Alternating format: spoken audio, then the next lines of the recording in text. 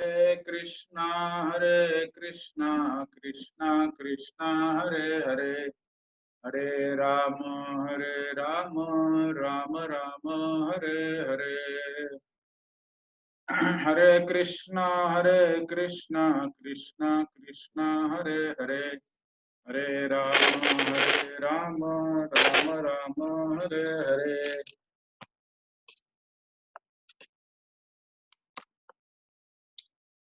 नमो विष्णुपादाय कृष्णप्रेष्ठाय भूतले श्रीमते भक्तिवेदान्त स्वामिनिति नामिने नमस्ते सरस्वती देवे गौरवाणी प्रचारिणे निर्विशेषशून्यवादी पाश्चात्य देशतारिणे जय श्री कृष्ण चैतन्य प्रभु नित्यानंद श्री अद्वैत गदाधर शिवासादि गौर भक्त वृंद वाञ्छाकल्पतरुभ्यश्च कृपा सिन्धुभ्य एव च पतितानां पावनेभ्यो वैष्णवेभ्यो नमो नमः। श्री श्री कृष्ण बलराम श्री राधा श्याम सुंदर गौर निताई भगवान की जय। So welcome all of you to today's session. So today we'll discuss something about cleanliness and purity, which is a major factor also in devotional life. To the extent, to the maximum extent we can maintain cleanliness and purity in all our actions. Maybe deity worship, maybe cooking, maybe preaching, maybe maintaining a temple, maybe anything, our dealings. To that extent, our devotional life has the potency or the power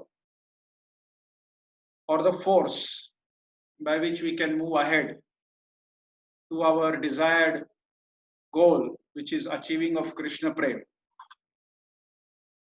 love of God, as Prabhupada said.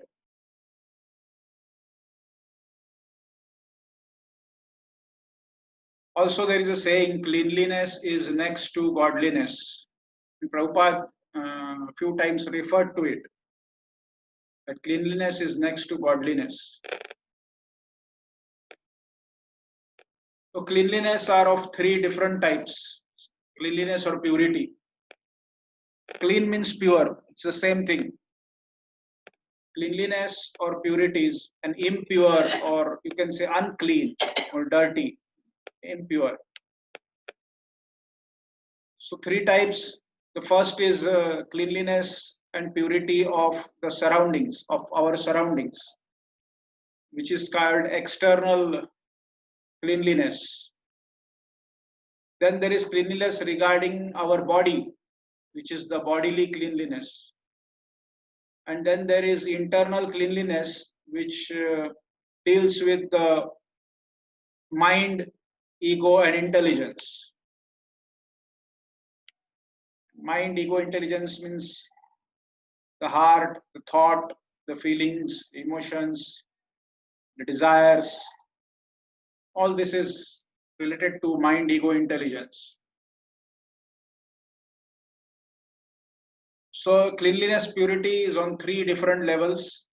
As I said, I'll repeat: the external surroundings, the body, related to the body, the five gross elements of the body,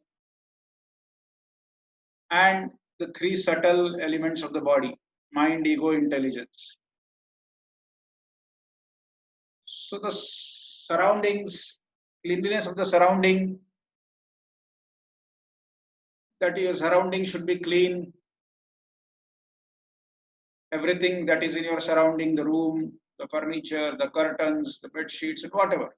If it's a temple. So maintaining cleanliness of the surrounding is pretty much easier, the easiest. Then comes the cleanliness or purity of the body. So body now has again two parts: external cleanliness and purity, and internal body's internal cleanliness and purity. So external cleanliness purity is like looking good from outside, cleaning your face and hands and feet and applying tilak, like cleanliness and some required decoration of the body. That is external cleanliness of the body. Having a proper haircut for Prabhujis, having proper hair for Matajis, and they should be clean, not like a jatas of a sadhu. So, and the clothes should be clean. So this is external cleanliness of the body. The nails should be properly maintained. Many other things, like you should, when you go out, when you come into the house, you should wash your hands and feet. After eating, you should gargle, clean your teeth. So that is external, bodily external cleanliness, which most of us know. Then there is internal cleanliness of the body, of the gross body. So internal cleanliness is keeping our bodily parts, internal body parts clean, like the lungs and the liver and the stomach and the gallbladder and kidneys and eyes and ear and nose and mouth and all these things, the parts of the body, internal parts of the body. Now, external cleanliness basically depends on external cleaning of the body, and internal cleanliness depends on prasad. Because if you dump in junk food in your body, considering your body a dustbin, then it is naturally going to pollute your body. Any wrong intake will pollute your body and bodily parts, the internal bodily parts. So that is why it is important. Prasad is very much important, also an important factor for maintaining cleanliness of the physical body and purity of physical body, and maintaining good consciousness of in spiritual levels. That is why prasad is important. We are talking about it for the last 3 days. Then, so you have understood that if you have good and proper prasadam, it will take care of your bodily cleanliness of internal organs and everything, and of course the external appearance also. Many people, they observe that devotees, they look like they look very effulgent, and they look like joyful. You will rarely see some devotee, is like, if you are traveling, if you are traveling in a bus or a local train, in a local train, people are going up and down in Delhi, or like a metro, Delhi metro or some metro. You see people are sitting and traveling from one place to another. Someone is going to office, someone is going for some business work, someone is going for something else, and you observe all of them. Everyone is, it is like disturbed, and it's like, like no one is joyful and happy. But there you see some devotee, you see a tilak mark and devotee, he will be like, you see, is normally a devotee's face is happy, jolly, joyful, and effulgent. He's shining amongst the others. He's more bright than the others. All this naturally comes because of the following of the four regular principles, basically, and proper food and everything. There is called tej. Tej means, you say Tejasvi, but devotees are Ojasvi. Now, Ojasvi is something more bright than Tejasvi. So Tejasvi and Ojasvi. So normally there is a difference between that. So Ojasvi is, one appears Ojasvi, which is an upper stage of Tejasvi, when one becomes devotee, because he starts following many principles. He starts eating pretty much better food than the others. and his chanting. So this chanting also helps. There is a lot of importance in sound. People say, what is there in sound? What is there? Hare Krishna, Krishna Krishna, Hare Hare, Hare Ram, Ram Ram, Hare Hare. What is the importance of the sound? Sound is very important. Now, if you by sound, there are so many things which can happen. Now, if you hear a sound like does that mean some joyful event is happening? Is it pleasant to hear such a sound? And if you hear some sound, nice kartal, whatever song is going on, we don't know, but some nice karsal, you will understand this is something pleasant and peaceful happening. Like when two cars crash into each other, smash into each other, the sound of the brake and the sound of the hitting each other and then sound of the smashing each other and the sound of the screaming of the passengers. If you hear that, what do you think? Oh, this is so peaceful. This is so nice. This gives me so much peace of mind. No, sound has a lot of potency.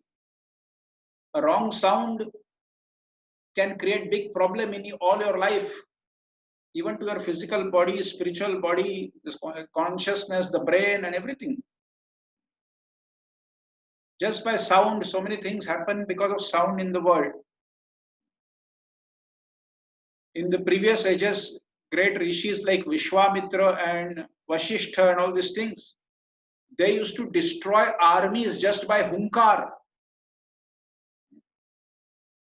Just by hunkars, they used to destroy armies. Now, hunkar is something, just simple sound, which is pronounced in some particular note and particular power and particular strength. Hunkar is like this. And army is destroyed. Big armies are destroyed because of that, because of just hunkar. It is mentioned when Bhagavad Gita, everything was narrated and finished, and it was finally decided that the war has to take place, and now the war is going to begin. So Hanumanji, who was on the flag of Arjun's chariot, he started hunkars. And because of his hunkars, everyone in the opposite party was shaking with, like terror, fear, just by hearing the hunkars. It was a sound. Narsingadev came out of a pillar with roaring sounds. And Hiranyakashipu in the beginning was scared. He couldn't understand where is the sound coming from. Until the sound came before Narsingadev appeared out of the pillar. Sound started coming before that. So sound has a lot of effect. So then we finally come down to the cleanliness of mind, ego, intelligence, which is most important in devotional life. Now we have so many things to clean our external things. We may be using wipers to clean the floor, and some we are cleaning our bed sheets and curtains, and we are cleaning utensils. You have soaps and you have liquid detergents, and then so many things. Then for the body, you have so many things to clean and decorate externally. And as I said, internal bodily organs, there is prasad, proper prasadam. If you take, internal body organs will be taken care of. They will be cleaned and purified and remain clean and purified if you continue with that. But cleaning and purification of mind, ego, and intelligence, there is nothing available in the market. You go to a shop and tell them, I want to clean a mind, please, can you give me something, some soap or something, or some biscuit. If I eat some biscuit, my mind will be purified. If I eat some noodles, my mind will be purified. Maybe a pizza or a pasta. You have some pasta, mind purifying pasta. So I don't think someone is selling in this world, someone has this mind purifying pasta. Now, if someone hears my lecture, some big businessman will launch it. Don't worry. He will launch. Our pasta will purify your mind. Mind purifying pasta. Intelligence purifying breads and toasts and cookies. So, yes, someone will make money out of my lecture in future. So don't worry. Of course, if someone hears after 10, 20 years, you will see someone will launch. Now they have got an idea. But currently nothing is available. And if even after 20 years something is available, it is a fake. It will be fake and it will be a fraud. You cannot clean your mind, ego, and intelligence by some biscuits and pastas and pizzas. So Krishna is giving us how to clean our mind, ego, and intelligence. Shukadev Goswami, when he is narrating Srimad Bhagavatam, in the beginning, in the first canto of Srimad Bhagavatam, first canto, second chapter, and Shloka Sankhya 17 and 18. First canto, second chapter, 17 and 18. There Krishna is saying, Shukdev Goswami is telling Parikshit Maharaj that how to clean mind, ego, intelligence, how to remove the impurities, the pollutions, the corruptions, all the dirty things of vikar and kalmasha of your mind, ego, and intelligence. So Shukdev Goswami says, Shrunvatam Swakatha Krishna Punya Shravana Kirtana Rudyantasto Abhadrani Vidunoti Surutsutam. Now, cleanliness of mind, ego, intelligence is topmost priority, because if you are clean from inside, then automatically it will manifest outside. It will manifest in your body, it will manifest in your surroundings, everything. It is like the root. If the root of the tree is healthy, the tree is healthy. Similarly, the mind, ego, intelligence is pure and clean. It manifests throughout our physical body and will manifest in our surroundings and the area. So, Shrunvatam Swakatha Krishna Punya Shravana Kirtana Rudyantasto Abhadrani Vidunoti Surutsutam. Shrunvatam Swakatha Krishna. Shrunvatam means hearing. What you have to hear? Swakatha Krishna. Krishna Katha, about himself. Swakatha Krishna. Now, Krishna Katha means two types. One type is you have to hear about Krishna. And the second is you have to hear what Krishna wants to say. So what Krishna wants to say is Bhagavad Gita. And hearing about Krishna is Srimad Bhagavatam and many other scriptures where Krishna Leelas are described. And about Krishna means, as I said yesterday, in the Bhog Arati it is mentioned that Krishna means Balram and his boyfriends and Radharani and the gopis and Yashoda and Nanda Maharaj and everyone. So Krishna means everyone. So one has to hear about Krishna, Balaram, Radharani, gopis, Yashoda, Nanda Maharaj, his devotees, his Gop Balaks, coward boyfriends, and pure devotees of Krishna. That is what Shrunvatam Swakatha Krishna. And you have to hear what Krishna wants to say. So Krishna sometimes says to Arjun, that is Gita. Krishna sometimes speaks to Uddhav, that is Uddhav Gita. Krishna sometimes speaks to like different people. So he speaks to Narad Muni. So we have to see when Krishna speaks to someone, we have to see what instructions he is saying. So that is one thing. Krishna Katha means what Krishna wants to say, and about Krishna and all his friends and related people and the most pure devotees up to that. So Shrunvatam Swakatha Krishna Punya Shravana Kirtana. Punya means it is the best activity anyone can perform. That is Punya. Punya means a good act, auspicious act. So the most auspicious or the best act that anyone can perform in this creation is hearing about Krishna. Punya Shravana Kirtana. Shravana and Kirtana. So after hearing, what you have to do? So just by hearing, the process is not complete. So after hearing, you have to Kirtana. You have to speak. What you heard, you have to say, you have to speak. Shrunvatam Swakatha Krishna Punya Shravana Kirtana. So after Shravana, you have to Kirtana. Whatever you hear, you have to speak. You speak to someone, you speak to anyone. What will happen because of that? Now this is what Krishna is telling, or Shukdev Goswami is telling, that this is what one has to do. The best act that anyone can perform in the whole of creation is Shrunatam Swakatha Krishna Punya Shravana Kirtana, hearing about Krishna and then speaking up the same to someone else. Hearing and speaking. Now someone will say, okay, this is good, but why should I do it? What is the gain? If someone says to you, let's do this, you will ask, but for what? Why should we do it? So Shukdev Goswami is saying, Rudyantasto abhadrani vidhunoti surutsutam. In the second line is telling what will happen if you do this. If you do this, Rudyantasto abhadrani, Rudyanta means inside the heart, sthit, abhadrani. All these abhadra which is residing in your heart. Bhadra means clean. Abhadra means dirty. All those dirty things, the pollutions, the corruptions, all these things in your heart, kalmasha, vikara, dosha, they will be vidhunoti surutsuta, rudyantostha abhasdhrani. All these abhadra which are residing in your heart, vidhunoti surutsutam. Vidhunoti means they will be washed. They will be washed away. And surutsutam, your heart will be a beautiful, shining heart, a clean, shining heart. Surutsutam.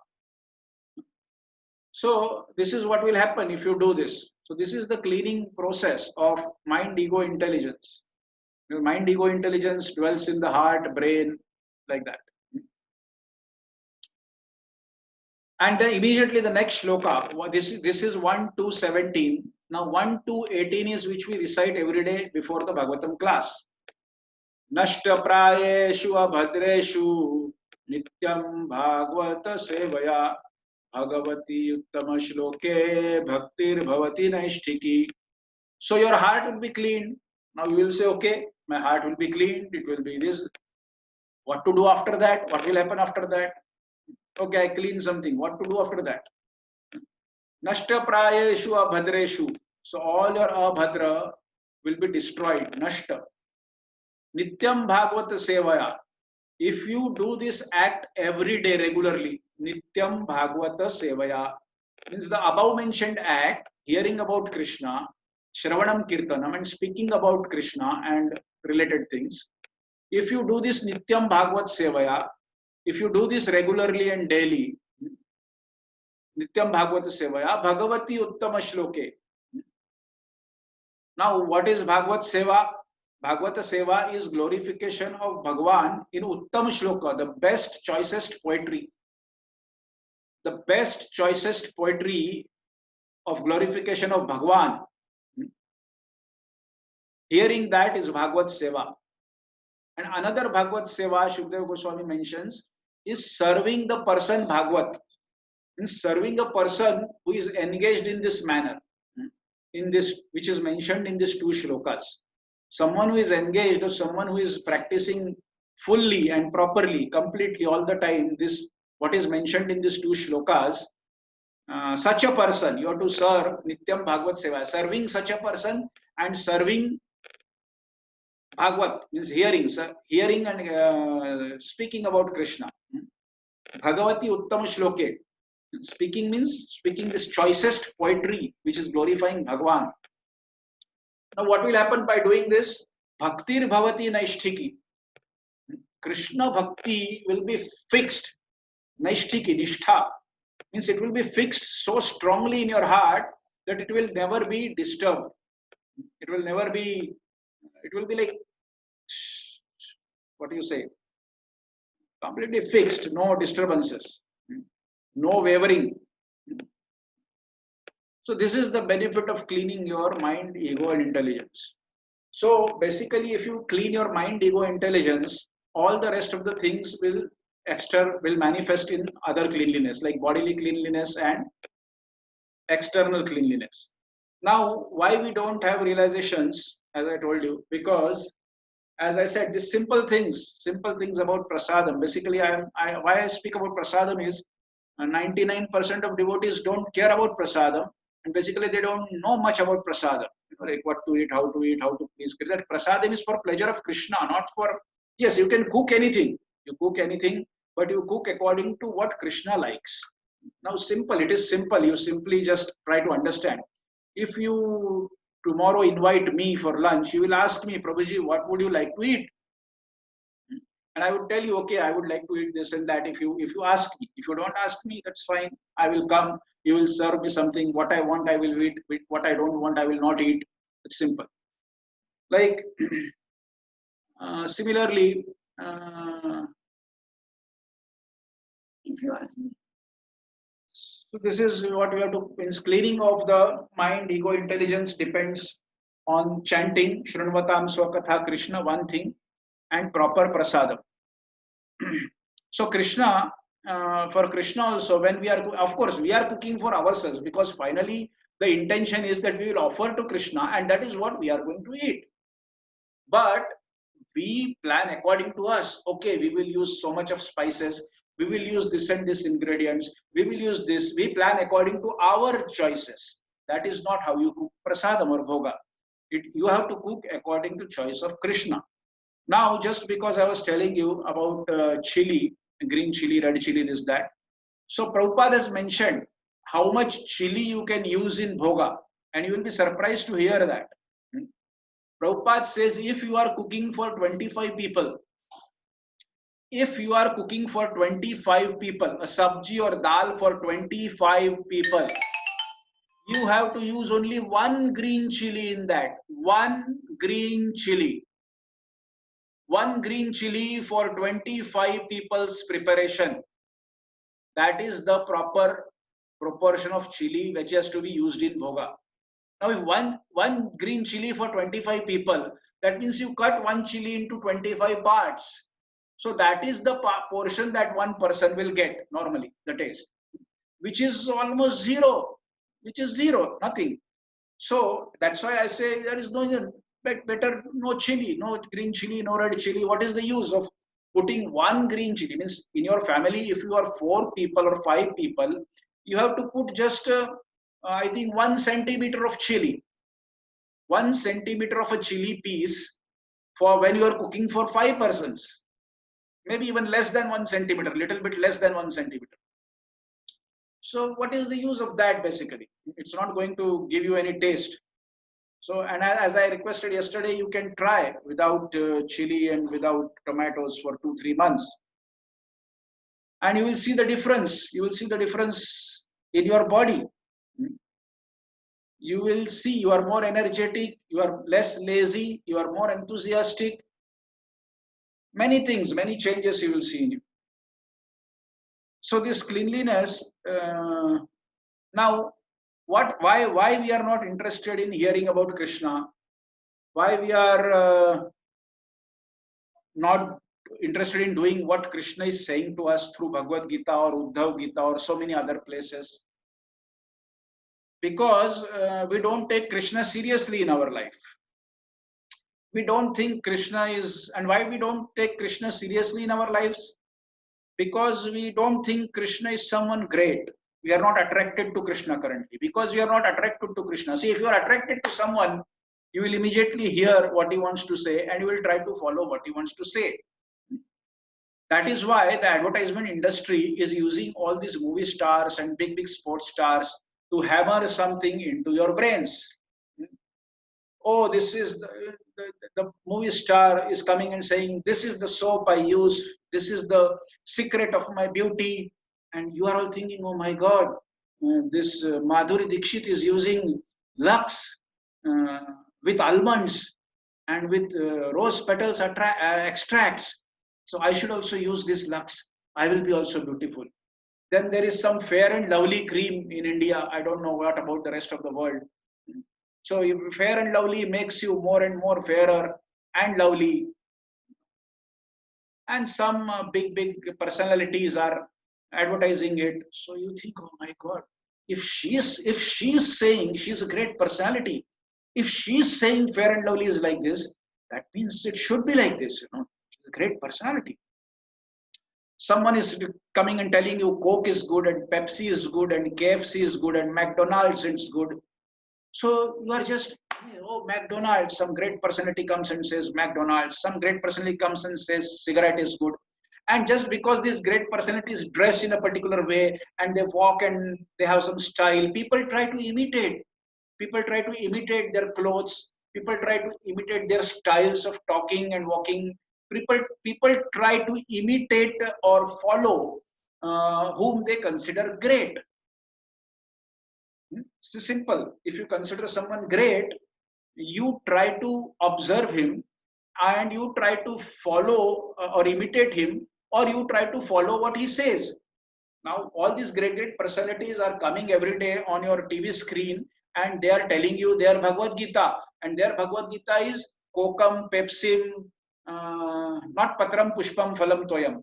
Kokam, Pepsim, Miranda, Phantom, like this. And you say, oh my God, he is saying that we should offer Coke and Pepsi. And so we should, yes, Coke and Pepsi. You are just, fascinated, infatuated by this. And you just follow him because you are considering him a great person. You just go behind him, you follow, because you consider him a great person. Now, the problem is because we don't consider Krishna great, we are not attracted to him and we don't follow what Krishna wants to say. That is what in Bhagavad Gita, Krishna is saying, Krishna says in Bhagavad Gita, this specifically, what do you say? You can see here in your screen, chapter 3, text number 21. This is yad yad acharati shreshtha tattad tarojana sa yad pramanam gurute lokas tadanu vartate. Whatever action is performed by a great man, common men follow in his footsteps. And whatever standards he sets by exemplary acts, all the world pursues. Now, people in general always require a leader who can teach the public by practical behavior. A leader cannot teach the public to stop smoking if he himself smokes. Lord Chaitanya said that a teacher should behave properly even before he begins teaching. One who teaches in that way is called Acharya, or the ideal teacher. Therefore, a teacher must follow the principles of Shastra to reach the common man. The teacher cannot manufacture rules against the principles of revealed scriptures.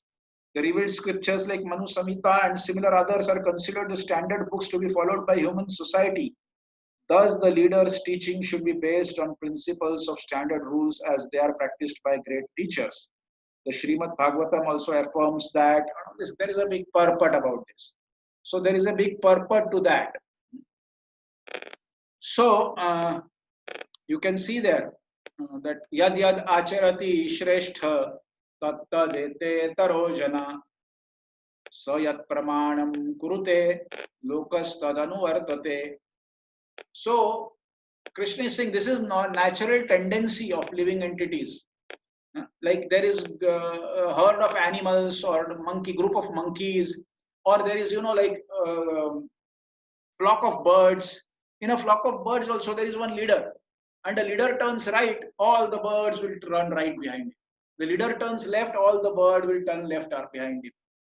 Similarly, the monkey and the tigers and lions and everyone has a leader, and whatever the leader will do, they will follow. So similarly, it is important for us whom we consider our leader. If you consider your leader to be some movie star, then you are naturally going to follow him. You will try to imitate the way he talks, he laughs, and all these things. You consider your leader some political person, then you will try to be like that political person. If he is a crooked person, you will try, oh, he has such an intelligence of being crooked. So you will observe that. So similarly, if your ideal, one time I was giving a lecture in a college, and there were students like from age 15 to 18 or 15, 18 like this. Yes, 15 to 18. After my lecture, one boy stood up and he said, "Sir, I have one question." So, what is your question? He said, "Who is your ideal?" So I said, "First, you tell me who is your ideal? Who is your ideal?" So he said he was also confused, like because I think he didn't have any ideal. He thought and he said, my ideal is I myself. And after a pause of few seconds, he said, but 99%. So then I said, yes, for the remaining 1%, you have to come to Krishna. So our ideals is Krishna's instructions. And people who are following Krishna's instructions, that is pure devotees. Like Narad Muni, Dhruva Maharaj, Prahlad Maharaj, Ambarish Maharaj, Hanumanji,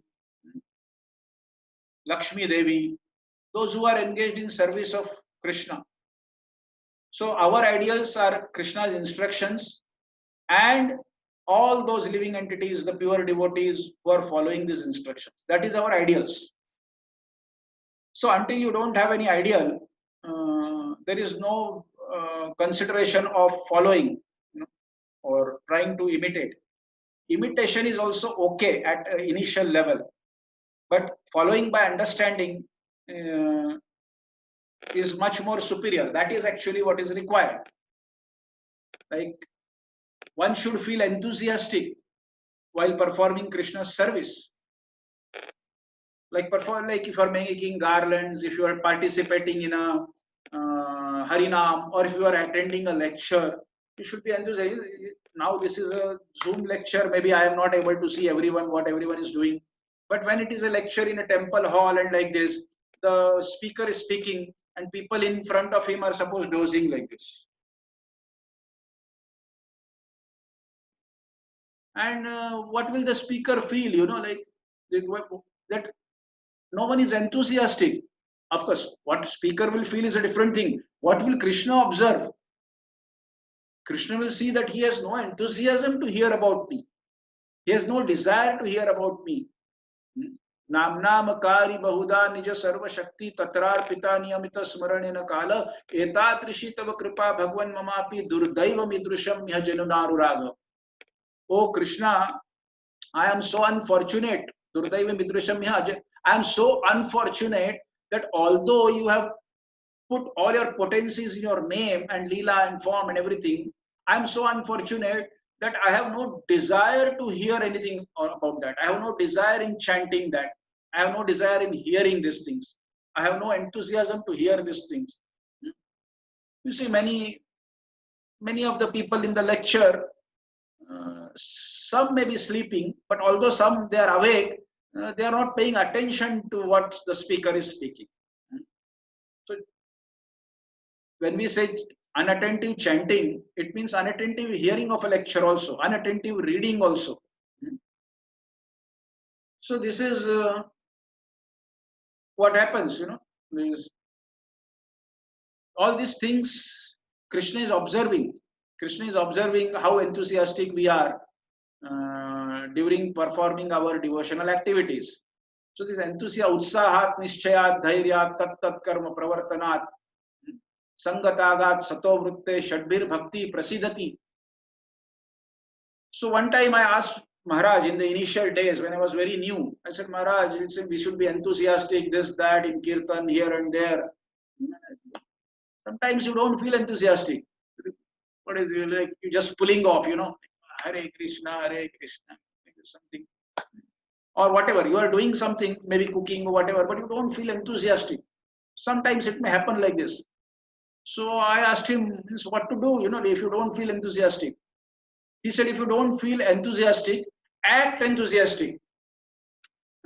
Show to Krishna that you are enthusiastic. Maybe you don't feel, doesn't matter.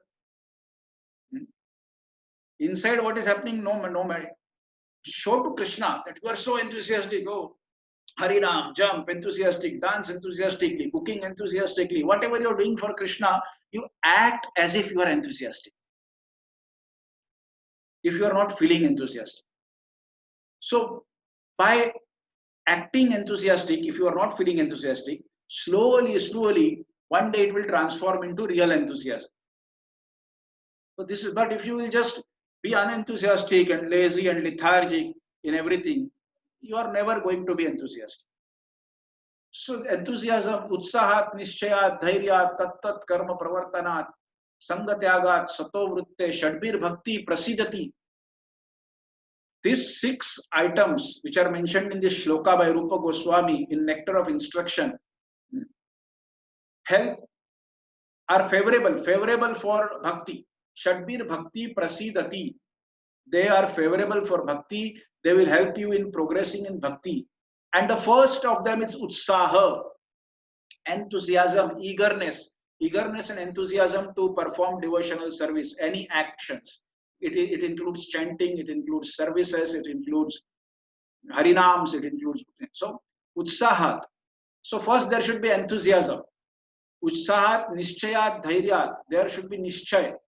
Nishchay means determination. Yes, I am going to do this. Dhairya, then there should be patience. Not that you will get the result or you start enthusiastic. Oh, you after some days, you join ISKCON, you are very enthusiastic. Because now prasadam has started going inside your stomach. That makes you most enthusiastic. Then starts the real problems. Then you understand some politics and management flaws and this and that. And you say, oh my God, what is happening? So after some days, you become unenthusiastic, lethargic. So no, utsat, nishchay, dhairya, be patient. Just you have to keep your enthusiasm going on, whatever happens. There will be earthquake, there will be fire, there will be corruption, there will be some problem, this, that. Doesn't matter. I have to be enthusiastic in my devotional life. If someone is corrupt, what can I do? I cannot help. If someone is doing some problem in management, what can I do? I have to be enthusiastic in whatever I am doing. Patience. Everything will fall all right for me because I am performing devotional service for me. Now, simple, it is simple. If you find out tomorrow that someone was corrupt in the temple and he stole 500,000 rupees, will you stop loving Krishna because of that? Tomorrow you understand something, some nonsense about some another devotee. Will you stop loving Krishna for that? So it doesn't matter who is doing what. I have to be utsaha, I have to be enthusiastic, I have to be determined, I have to be patient. Utsahat, nishchayat, dhairyat, tat karma pravartanat. That means all those activities which will be beneficial for my devotional life. Tat karma pravartanat. Which will be favorable for my devotional life. I should perform that. I should accept that. Sanga tyagat. And all this association which is not good for my devotional life, we should renounce, we should stop that kind of association. Sato vritte, and being a gentleman in a sattva guna, developing sattva guna, sato vritti, developing sattva guna, that is being a gentleman. Shadbir bhakti prasidati. So one has to elevate himself to sattva guna. These 6 things, if you take care of, it will help you progress in devotional life. Then in the next shloka, Rupa Goswami says 6 things which you don't have to do also. So that is a different topic. But what we are talking about is cleanliness and purity. And Prabhupada says purity is the force. Purity means cleanliness. So purity is the force.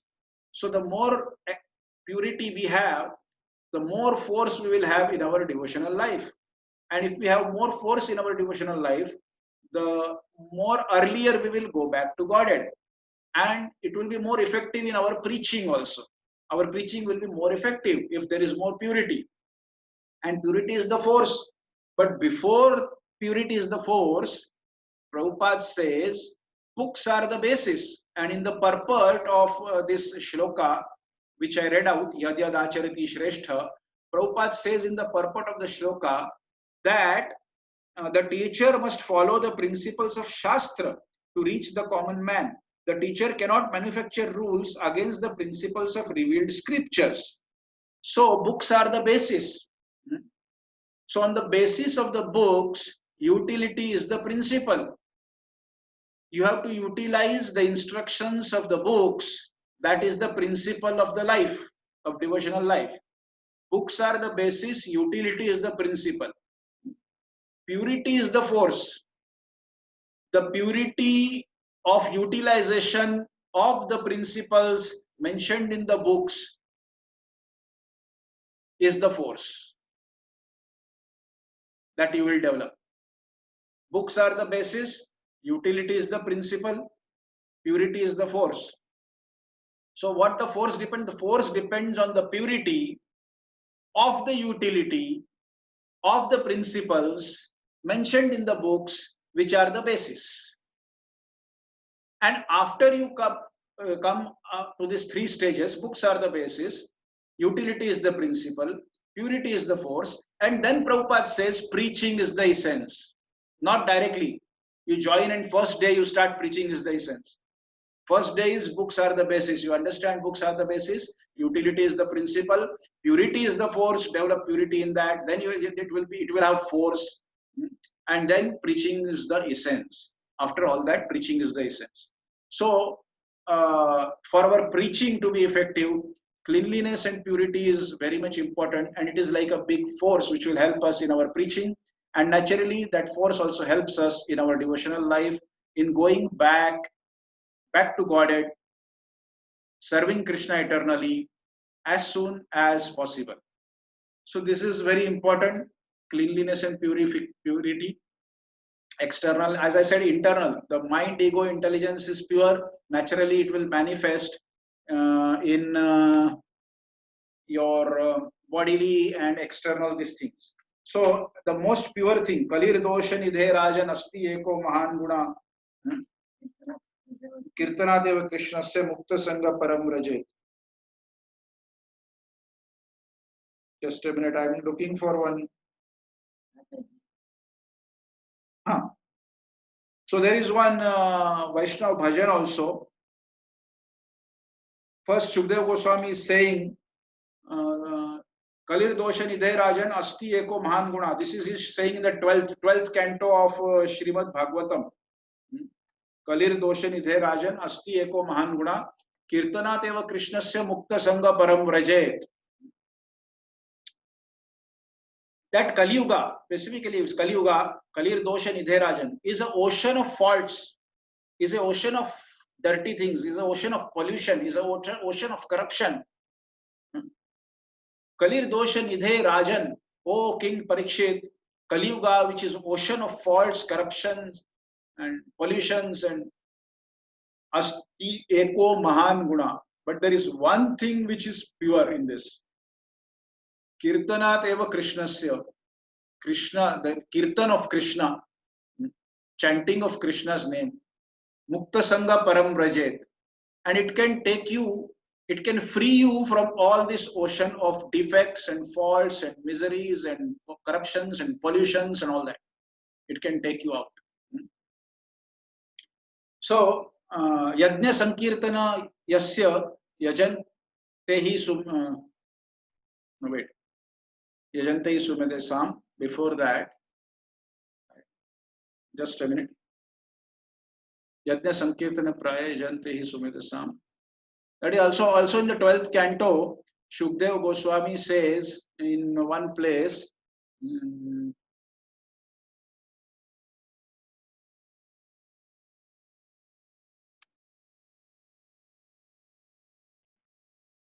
in the 11th canto, chapter 5, shlok number 32. Krishna Varnam Tvisha Krishnam Sango Pangasya Parshadam. So, chapter, just a minute, chapter, what is it? Canto 11, chapter 5, shlok number 32. Krishna Varnam Tvisha Krishnam Sango Pangasya Parshadam Sankirtana Yajna Sankirtana Prayair Yajantehi Sumedasam. So Krishna Varnam Tvisha Krishnam. Krishna. First word is Krishna. So Shukdev Goswami is saying Krishna Varnam Tvisha Akrishnam. Means Krishna with skin color which is Akrishnam, not like Krishna. Krishna himself is there, but his skin color is not like Krishna. Krishna Varnam Tvacha Akrishna. So that means Chaitanya Mahaprabhu. Krishna is black, but he is Krishna, but his skin color is not like Krishna. Sangopangasya Parshadam will come along with his associates. Sangopangasya Parshadam. Krishna Varnam Tvacha Krishnam Sangopangasya Parshadam. Sankirtana Prayai. Yagya Sankirtana Prayai. Yagya Sankirtana Prayai means he will perform Sankirtan Yagya. And he will perform Sankirtan Yagya. Yajantehi Sumadesam. And anyone who will follow him or worship him will be considered an intelligent person in Kali Yuga. So Shukdev Goswami is defining who is intelligent in Kali Yuga. An intelligent person in Kali Yuga is not a person who gets some good engineering degrees and gets a big job in Google and Facebook or something like that, or a Boeing company. That is not intelligence. So an intelligent person can be an uneducated person who is doing some farming, he doesn't know anything, or a sweeper on the street. If he has understood this, Krishna Varnam Tusha Krishnam Sango Pangasya Parshadam Yagya Sankirtana Praya Yajantehi Sumedasam, if he is following Chaitanya Mahaprabhu's instructions and Chaitanya Mahaprabhu's the way he said how one should become a devotee, like Prabhupada says in this purport, that Chaitanya Mahaprabhu came to teach us by his own example how to become a devotee. So if we consider Krishna and Chaitanya Mahaprabhu and all these Dhruva Maharaj and Amrish Maharaj, great personalities, if they are, according to us, they are great personalities and greatest personalities, so we will not be attracted by the rest of the sports persons and movie stars and politicians, however big they are. And naturally, if we will follow whom we consider great, that is simple. Yadyada achariti shrestha tattadete tarojana. So the important is somehow or the other we have to develop more and more attachment to Krishna. You have to understand, and to understand that someone is great, you have to understand his potencies. That's why you have to hear Krishna Katha. Oh, Krishna is great. He lifted Govardhan 7 days, 7 nights on the smallest finger of left hand. Oh, Krishna is great. So many things he did, so many things. So by understanding Krishna, we can understand he's so wonderful, he's so great, he's so merciful, he's most beautiful, he's the most wealthy, he's everything. Normally everyone is attracted to opulences. You see, no one is attracted to a cycle rickshawala. In Vrindavan previously there was cycle rickshawala. No one is attracted. But there is attraction is basically where there is opulence of wealth, beauty, fame, knowledge, strength. So Krishna has all these opulences, unlimited, in unlimited quantity. Once you understand that Krishna has all the opulences in unlimited quantity, then you will be attracted to Krishna.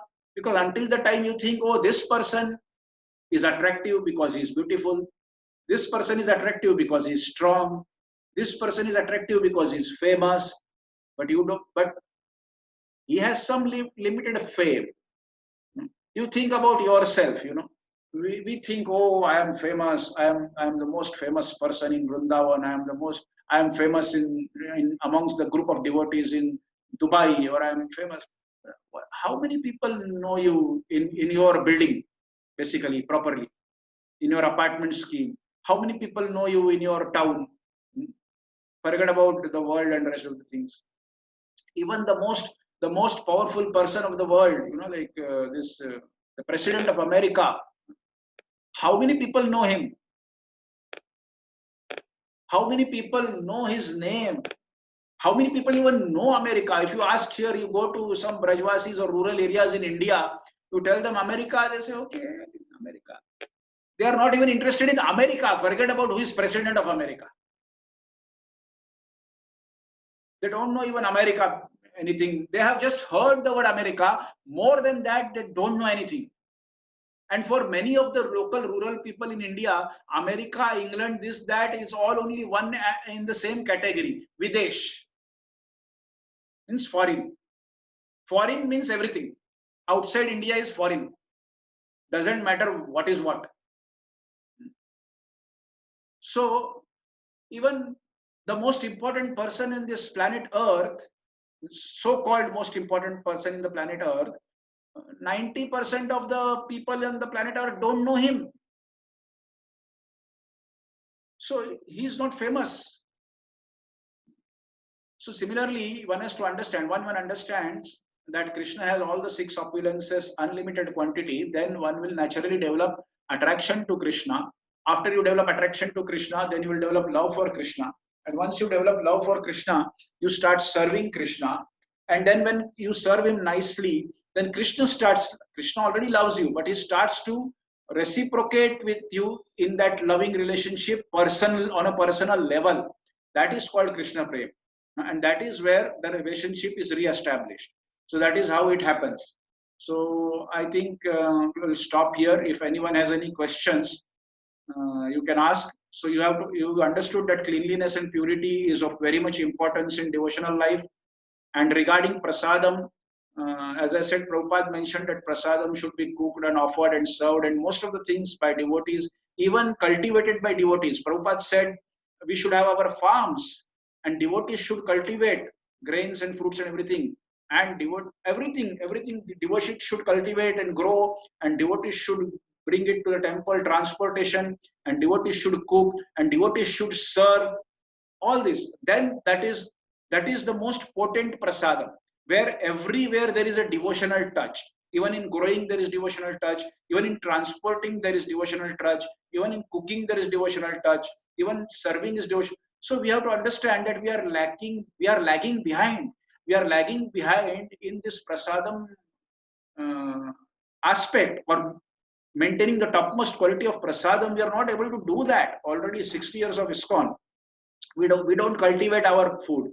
We don't have, ISKCON doesn't have farm projects to cultivate their own food. Means maybe there are few, but that is not enough for even all the temples or whatever devotees you have. So devotees should cultivate and grow, devotees should transport, devotees should cook, devotees should serve. Everything devotees should do. Then that is the best prasadam. So just ingredients, this, that doesn't help. Even, as I said, cultivate and growing should be done by devotees in their farms. So there are so many things which, that's why Prabhupada said 10,000 years. You will need 10,000 years to understand this. 60 years you have not yet understood that devotees should grow and cultivate. That devotees should grow and cultivate. Devotees should cook and devotees should serve. We have so many paid servants in ISKCON temples, in devotee kitchens. What are all the devotees loitering about here and there? Can we not engage them in devotee kitchen? I'm sorry to offend, this is not offensive, but there are so many Matajis in ISKCON who are so much interested in doing so many book distribution, this, that, management position, in charge of this, in charge of that, preaching, giving lectures, Bhakti Shastri course. At least I never saw a Mataji who will come and joyfully say, oh, please make me kitchen in charge. I will try to, means she doesn't have to work hard to cook for 200-300 people. There are cooks, but at least I will be supervision. I will decide what to make. I am a good cook. I can feed devotees nice different kinds of recipes every day, different sabjis, this and that. Never I saw that some Mataji is interested in becoming kitchen in charge. Very rare, very, very, very rare. So what's happening? Now, if you say this, the Matajis in ISKCON are angry. You can also be angry, doesn't matter. But you think about it. Your anger doesn't hamper me in any way, or your anger doesn't hamper anyone in any way, basically. But if you take it in a positive mood, you will understand where we are going wrong and where we have to correct regarding prasadam thing. As I said, Matajis, they have a natural tendency to cook and feed. They love to cook and feed people. You remember your mother. You remember your mothers. You remember your grandmothers. They used to cook so many things and they used to love to feed people. Nowadays, nobody is cooking Forget about feeding, loving in feeling love in feeding people. So this is, and as I say, one more thing about prasadam, because it has come to prasadam. I normally tell devotees, devotees sit in a pangat, in a prasadam hall. Everyone sits and they are sitting in prasadam, and everyone wants to. So it is very easy. It is very easy to sit in a prasadam line and shout, "Oh, I didn't get rasgulla, rasgulla, rasgulla. You didn't paneer sabji, paneer sabji, paneer sabji." It is very easy to shout like that, but it is very, very, very difficult to cook that paneer sabji and rasgulla and to see that it reaches every devotee's plate. Please try to do that. Don't just sit in the prasadam line and shout, "I didn't get rasgulla, I didn't get rasgulla. Oh, please, paneer sabji, paneer sabji." No. If you really want to progress in devotional life, try to see how the rasgulla and the paneer sabji can reach every devotee's plate. That is Krishna consciousness. That is how you cook it and how you serve it, not how you eat it. Krishna is more interested in how you cook and serve. Eating is there, of course, that is beneficial. So there are many things to learn, and you will once you engage in that cooking and serving, you will understand that it is more joyful than sitting in the prasadam line and shouting rasgulla and paneer sabji. That is more joyful than this. So please try all these things regarding prasadam and every other things. I would like to stop here. And if anyone has any questions, any views, any opinions, any criticisms, you are welcome. Thank you very much. Anyone wants to say anything, you can unmute your mic and you can say whatever you want to say. Thank you very much.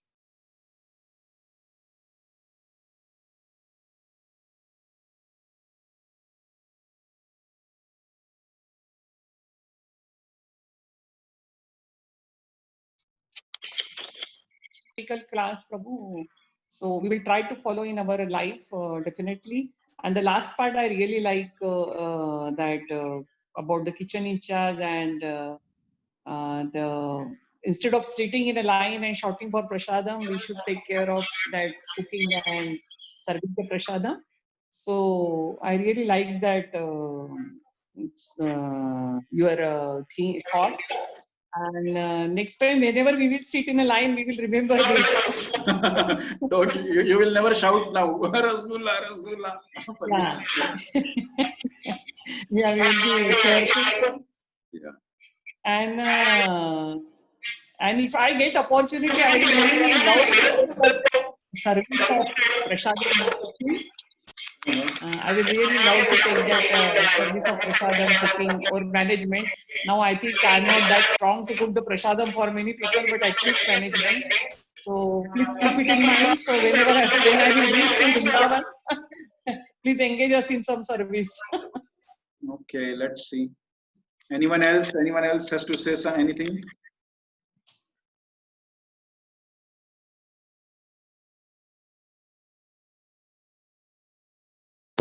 Hare Krishna, Dandar Pranam Prabhu. Haribol. Hare Krishna, Sauri Rajan here. Actually, when you talked about prasadam, the one thing that comes to my mind last time when we visited Vrindavan, actually you were there and we reached very late, and then you reminded us, since you are coming very late, can I buy prasadam for you and keep it in your hotel?